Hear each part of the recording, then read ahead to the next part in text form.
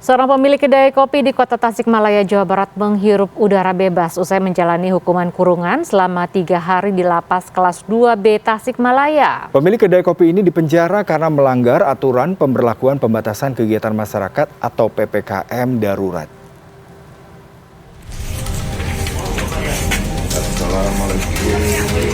Asep Lutfi, warga Kecamatan Cihideng, Kota Tasikmalaya kembali bisa berkumpul dengan keluarganya setelah menjalani kurungan di Lembaga Pemasyarakatan kelas 2B Tasikmalaya.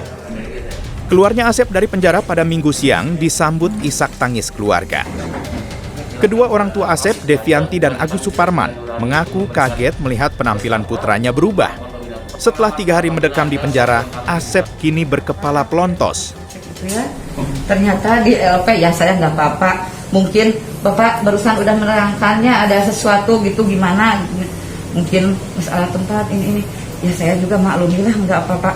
Cuma yang saya kurang berkenan tuh itu apa sampai dipotong dipelontos kayak gitu.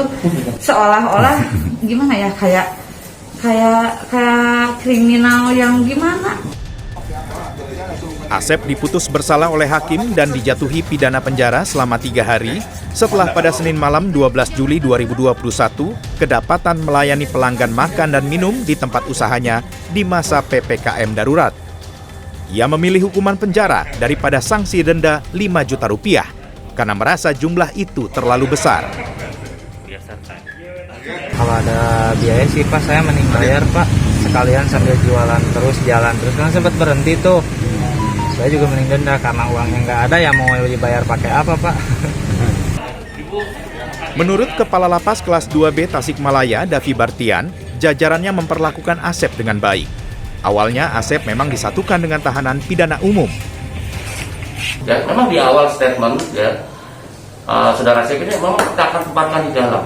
Ya memang karena sebetulnya tidak ada tempat lagi. Tapi alhamdulillah ya, bukan alhamdulillah sebenarnya ya, ada tempat alternatif. Kamar pengasingan yang ada di lingkungan kantor yang berada jauh di area blok hunian narapidana secara umum gitu. Setelah bebas dari penjara, Asep berencana kembali membuka kedai kopi miliknya. Ia pun bertekad akan mematuhi aturan PPKM darurat yang ditetapkan oleh pemerintah.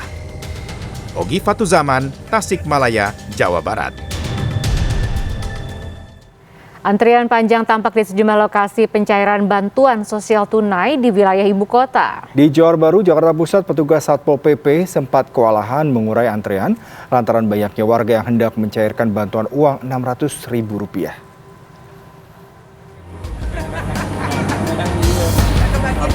Antrean warga yang hendak mencairkan bantuan sosial tunai mengular di ATM Bank DKI hingga ke depan kantor Kecamatan Johor Baru, Jakarta Pusat, Senin petang.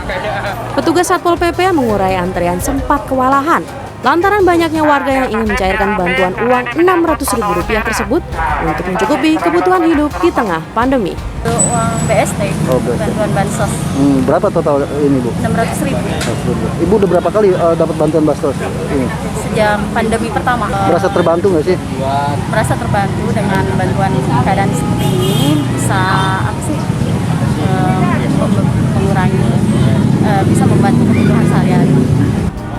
Di antara warga yang antre tampak pula warga yang menggunakan perhiasan emas. Ini udah sebulan nggak dagang. Sangat bersyukur banget Pak dibantuin ini. Terima kasih banyak. Sehari-harinya memang apa Bu? Dagang apa? Biasanya aku dagang nasi Pak, tapi selama kantor ditutup, cuman berapa orang yang masuk nggak dagang. Antrean penerima bantuan sosial tunai juga terlihat di Pisangan Timur, Pulau Gadung, Jakarta Timur. Puluhan warga antrian mencairkan dana BST di depan mesin ATM Bank DKI. Dana 300, nanti ini dirapel. Udah cair emang Bu? Ya, katanya sih udah aja Mas, aja uang lagi butuh banget. Kalau dapet nih, Ibu senang atau enggak? Bagaimana tanggapannya? Ya, senang. Senang. Sangat bantu banget.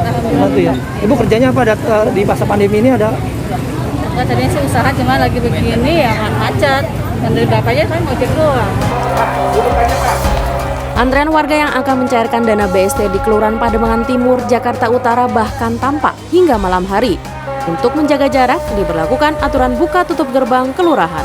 Yang ketempatan dari antrian ATM Bank DKI, kita punya siasat untuk memberikan pelayanan juga untuk tidak berkerumun. Jadi kita siapkan bangku-bangku yang ada dan juga untuk kegiatan-kegiatan ini untuk mengantisipasi kerumunan-kerumunan yang terlalu lama. Seperti diketahui, pemerintah Provinsi DKI Jakarta menganggarkan Rp604 miliar untuk program Bansos bagi warga yang terkena dampak COVID-19. Dana bersumber dari APBD DKI Jakarta untuk membantu warga mengatasi kesulitan ekonomi. Tim Liputan, CNN Indonesia.